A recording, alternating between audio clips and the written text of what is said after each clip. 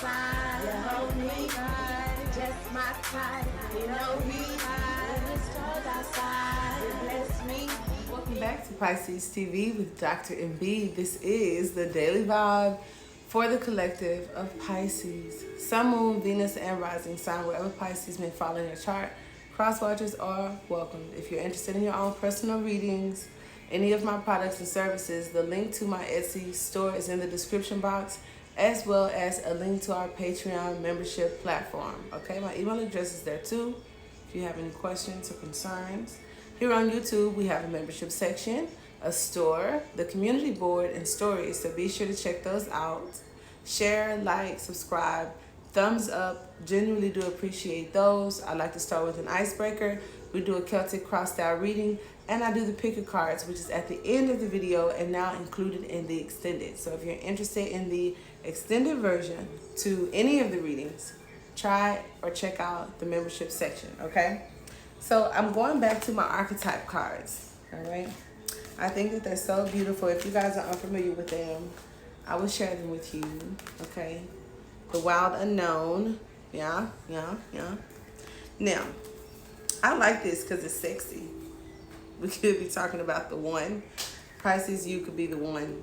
We have Nectar, all right, that came out first, right? And then we had the one and the kiss kind of come out together. I think it was the kiss and then the one and then the kiss. Okay, the one and then the kiss. Cool. I like the Nectar because it makes me wonder, like, where that kiss go? The sweet Nectar. Now the one, okay, with this XXX, triple X, isn't that like nasty stuff? Or is that double X? What X is, okay. I don't know, I'll let that go. Be patient with me, you guys, as this deck has been in the rust, okay? And y'all know when I was using these, I had been working on the Roman numerals, okay? A little bit, I ain't gonna lie about it. I'm going to get to the Nectar first. Find yourself acquainted, okay? I like your comments. Go ahead and make some. Tell me about your day. I hope all is well as I go to this Nectar here. It's at the end. Okay, the ring, the Nectar, okay. Now, Pisces, this is the medicine, the elixir, and the garden. Maybe some of y'all don't shave. You know, it's the jungle. T.I. said he ain't Moses. You know, he ain't going around no burning bush, but too much food. T.I. like that. So the Nectar talks about the mystic and Athelia card, or linked to Alethea. Maybe that's another goddess. I don't want to disrespect Athela.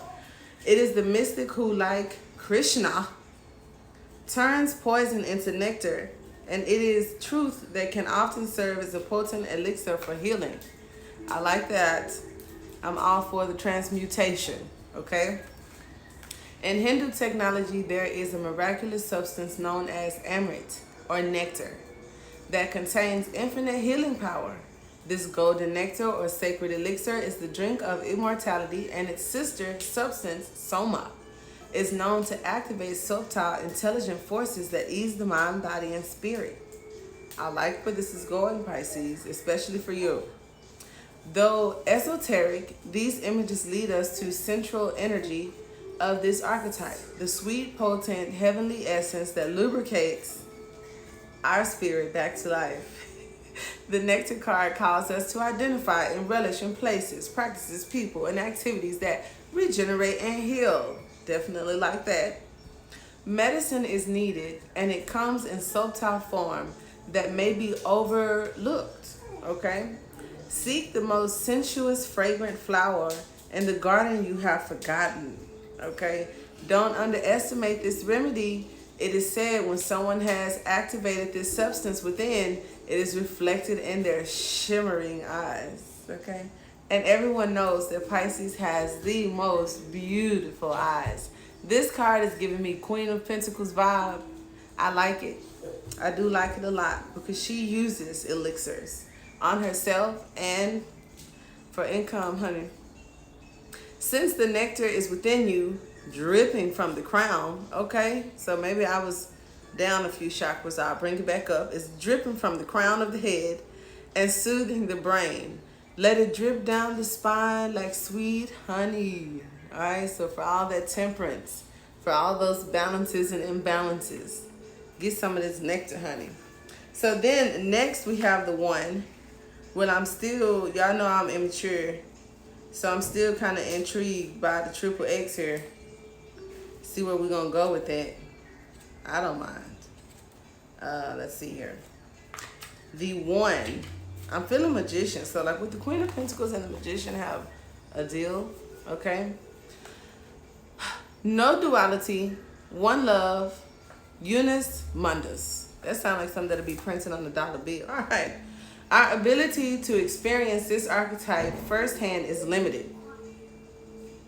It comes in brief and potent moments that we are left to savor for a lifetime. The one is both the energy that unites all living beings and our capacity to sense this intimate union. And as I'm reading this, I'm talking to Source like, you better not go nowhere. Okay? Source say, I ain't going nowhere. This archetype eludes us most of our lives, appearing as a concept in a distant galaxy. Probably that Stargate. Yet, when we are in the midst of its power, a solemn reverence falls across all the land. We glimpse ourselves in the vastness of all consciousness and are neither small nor large within that field. So this no thing, which is everything but nothing. It ain't nothing. It's the nothing that allows everything to exist within it. And all duality fades away and we are left with that, with what is. The precious knowing that life is a gift and we are both the giver and the receiver of this fortune. Okay? So when light, it talks about serves, loves, accepts, resonate. When dark, it talks about ignores, omits, and eludes. The unus mundus is a circle representing the unity of existence. It is possible that the beginning and the end of all things is love. Okay? Love is the law. There is the one, in case you want to see that close up. I like it. And here was nectar for those of you just joining in. And notice how this black and white, this essence, much like the one, is within with all of the colors on the outside. And then here we have the kiss. Look at that, okay? Because the moon kind of like headed to this phase, all right? Holding hands, all right? So let's see what this kiss is about. As I move through these Roman numerals, honey, I'm doing better. Because when I first got this deck, it was like, all right, okay, wait, hold up. All right, okay, hold on. And hold on some more. The kiss, the touch, the chemistry, the sex. See, I wasn't wrong. Before a first kiss, the air is electrified, okay? Each breath is alive with possibility and magic. What will their lips be like? Their tongue. Do they want me in return? The archetypal energy of the kiss is a highlighted sensation of merging with other, of letting in what was moments ago separate to become one. It is risky but beautiful business. These moments forever change us as we move past the solitary self toward union and acceptance. So those of us that have been doing the work, I told you guys, like this love, just like some of you guys' payoffs and rewards are long term. Okay, so it's taking a little bit of time and patience is required. These moments forever change us as we move past the, again, solitary self toward union and acceptance. This card suggests true intimacy is around the corner, which requires bravery and surrender. When the kiss takes a non-human form, it may be experienced as touching the sacred, hearing a whisper, or being graced by a divine being. So some of y'all got a soul mate that's like a, I saw that shit on Oprah. I don't know if it was Dr. Phil, and this lady was like, I'm married to a spirit. And I was like, okay, cool. That's what's up. Where are we? You will recognize the presence of the kiss by cold chills and an awakening of the heart. I do love that. And as you guys embrace this oneness and connect with Source, this electrifying everything of nothing sounds like a tantric journey, sounds like the Kundalini rising, which is like a self kind of thing. Doesn't have to be another person. Other person is welcome. When light, it talks about sensual expressiveness, merging and inviting. When in dark, it talks about neediness, pressure, dominance, and disrespect. Intimacy is multi-layered and requires our reflection. Revisit what you consider to be sensual, taboo, acceptable, or shameful in it. World of Scorpios. Okay? Yeah. Write down the story of your first kiss. What was changed in that moment? Do y'all remember y'all first kiss? Do I remember my first kiss? I have no idea. Ain't no telling when it was or who it was. I honestly don't. That's crazy. That's crazy. Okay, Pisces. So let's get started with this reading. I want to continue with the archetype cards. Now, I do have some tarot cards here to do clarifiers for us. But we'll go ahead and get started. And like I said, I am going to start us out. And we'll continue this on the other side where I also pull the cards. So let's see here. The current situation. Okay. Want to see what that is. We'll get the current situation for you Pisces before we move it on along. Okay. Can I get one for the current situation? I'm going to take off of the top in 3 shuffles, 2 shuffles, this shuffle. All right. The mentor. So as I felt Queen of Pentacles energy, this owl, the mentor, the teacher, the wisdom, that's that King of Pentacles energy, Pisces. So are we talking about your King of Pentacles? Are we talking about this integration from Source? Because I still hold fast in my mind the card that showed this owl attached to the crown of this warrior, and this warrior had integrated with Source. So it's King of Pentacle vibe.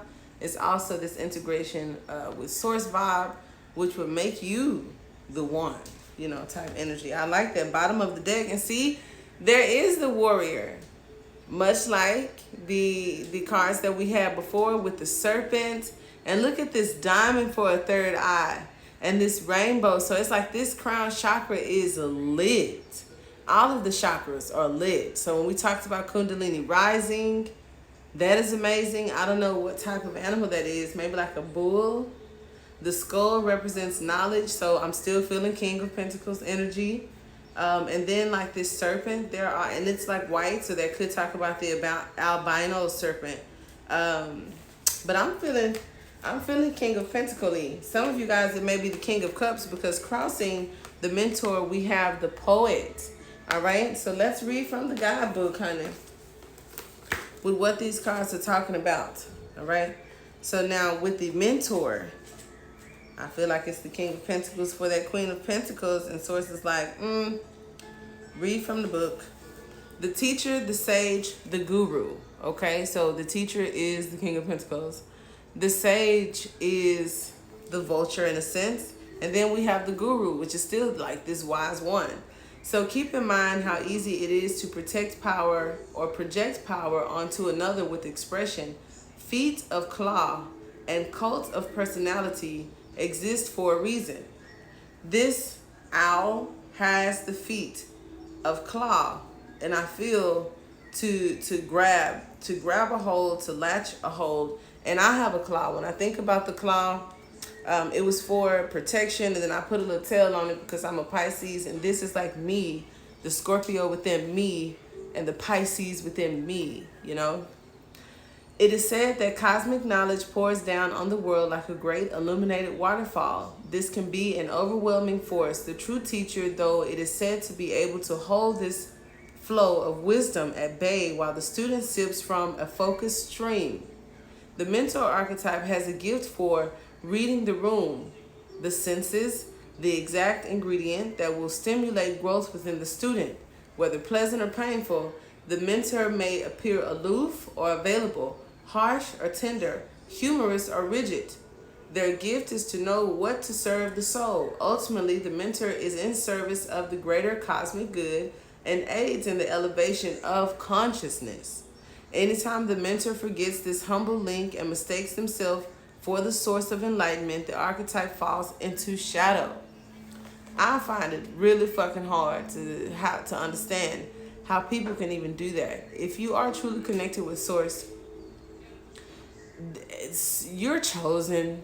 First of all, it's not the people who like, I just know I'm the one and I got these gifts.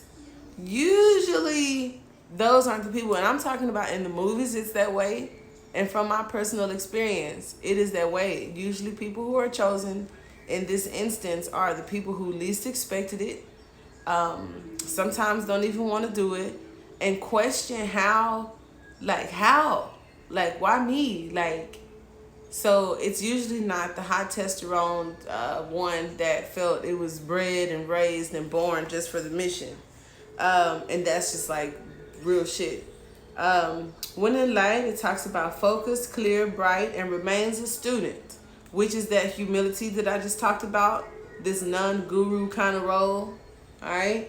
So although it's typical true that parents are our initial teachers, the child will eventually seek a mentor figure outside of the home to assist with their growth. So the book even says that you choose, Pisces, the child chooses. Whatever. The child is the star. The hermit could be the student, because the hermit is guided by the star, right? And now we have the poet. I still think it's the King of Pentacles, and talking some sweet, sweet shit to the Queen of Pentacles with this nectar and this kiss and them holding hands.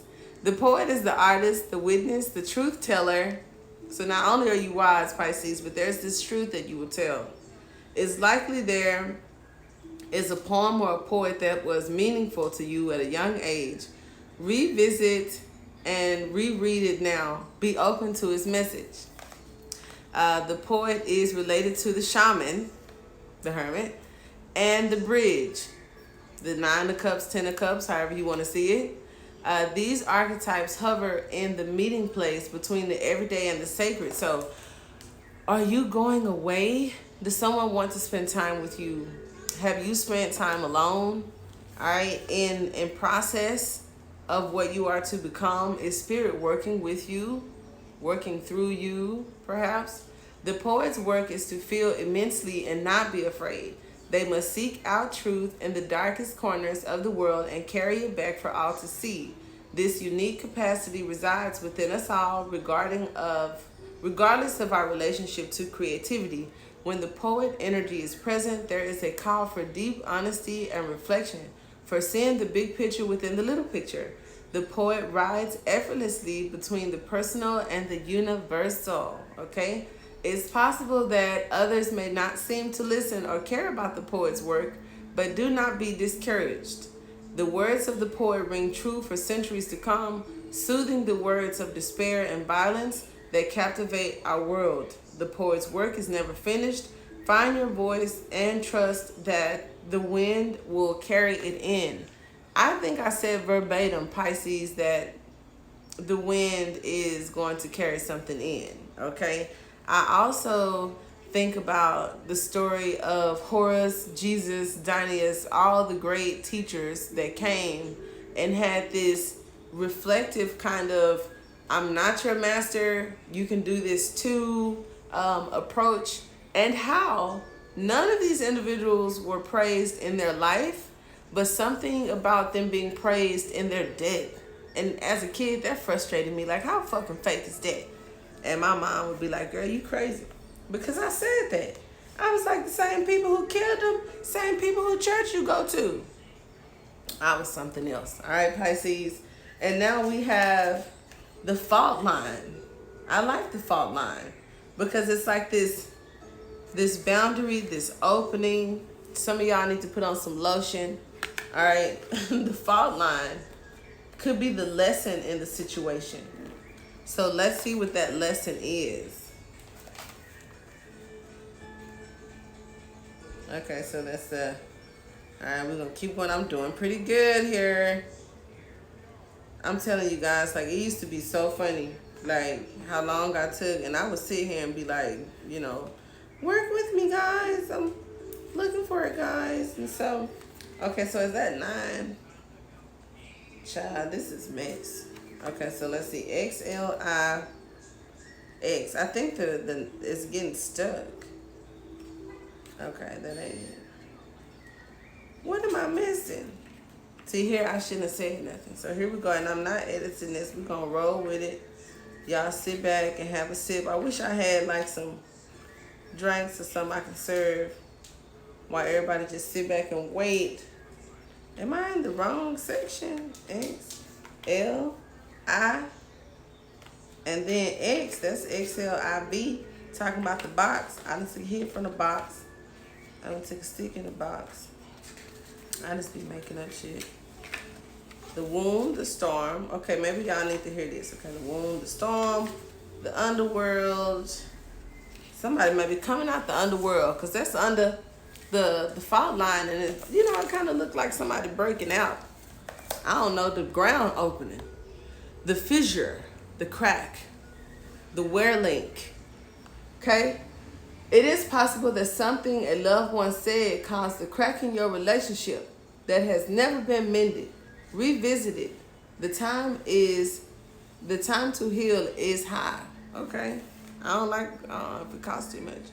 Imagine walking across a frozen lake that begins to crack before your eyes. No matter how optimistic and brave you might be, panic ensues. You become fearful and tense and long for stable ground. This is such is the energy of the fault line. It's the energy of walking on eggshells, or precautious dynamic of sensing what is ready to break open into chaos. It's likely their cracking open is overdue, as fault lines develop slowly and naturally from underlying elemental pressure. This card comes as a potent warning not to deny the shakiness that's afoot. It's much better to prepare yourself for change than walk along the fault line pretending all is well. There is no easy fix for the situation at hand. It will require a fundamental shift that alters the current dynamic from the ground up. It's kind of like the tower. And as we talked about the shadow self, that is that person, I guess, that outgrows the actual teacher, whom is Source. And that's why I said Source is a very loving, healing, understanding, funny, compassionate, mature energy, because I am a silly goose. And we have such a loving relationship, but at the same time, I do know, like, Source plays zero games and has this, like I said, this very mature, like me, kind of. Like, well, okay, Source said no. I think so. In my explanation, when I sit back and I say something and then everybody in the comments saying some shit, when I'm not popping back or being comical, I just sit back and go, okay. All right. Y'all remember that? So that's that energy. When in light, redefining reality, breaking open. When in darkness, precautiousness, pretending, and delusion. So it's time for the make-believe to go away. It's time for the real to stand up, and the not so real may fall, may fall. In Japanese kintsugi pottery, gold is used to mend cracks. Breaks are thought of as a precautions rather than something to be hidden. So we're talking about gold, and I'm still feeling the king and the queen of pentacles here, and I'm still talking about being humble, and I'm still talking about not laying on thick. And then there's this energy of Source, and it's like Source is appointing you or giving you something, or something within that region, and it's like, don't go. Don't go. I'm the Buddhist healer, master of all and shit. When whatever this is happens. All right. So I kind of like that. Crossing the fault line, we have the cave. So I would think, the bears come out of hibernation in the cave, could talk about an awakening. I know the hermit usually is in a cave, or it talks about the darkness. And so some of you guys were in darkness, were hiding yourselves. These masters that are being born, these new leaders are being born. And it's like you have been introverted, withheld, living in the shadows, either the environment, the family member that this book alluded to, or whatever the case may be. But I feel like this is an issue within the past. So don't worry, guys. I don't think it has anything to do with the quarantine. Maybe it does. I feel like a lot of you are going to be meeting new people. And there's been just a few restrictions that we've been facing this year. But let's see here. The cave. And I still have earth energy, because as I look for the cave, it's surrounded by the mountain, the river, the desert, and all of this earth energy. And Source is like, no. So I don't lie. Like, Source has a way. We're going with this. And then I be having a way too, because it's funny, or because I'm still stuck on the kiss and the nectar.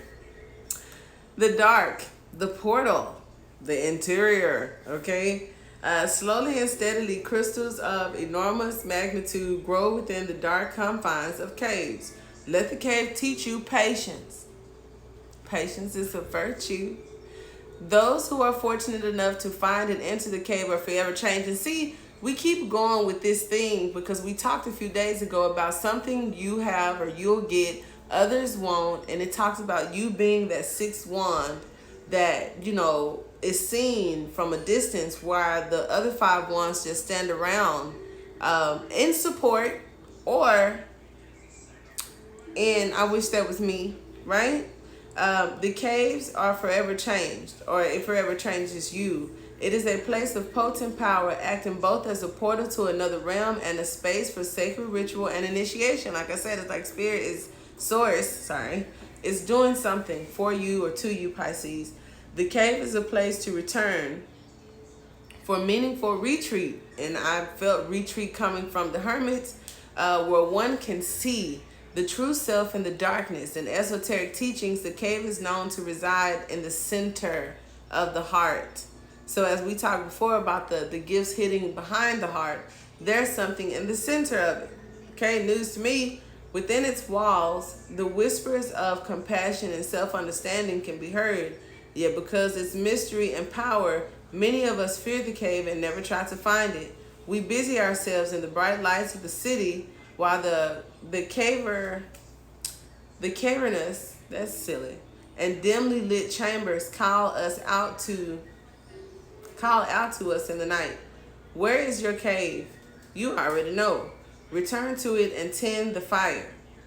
Some of y'all, I think the fire is in some lower regions, but it also says there may be a fire burning in your heart, Pisces. The book just said that. So I still feel the King and the Queen of Pentacles has this kiss thing going on. So when in light, the sacred center within. When in dark, it talks about withdrawal, isolation, and hiding. Okay? Now, that's real hermity, all right? But this is more so about where the hermit goes and comes, or something about this, again, duality, this ability that is not widely experienced, and it's coming up in your reading. Envision yourself as an old sage. And so a sage is coming up again, as was with the mentor. So envision yourself an old sage in a cave.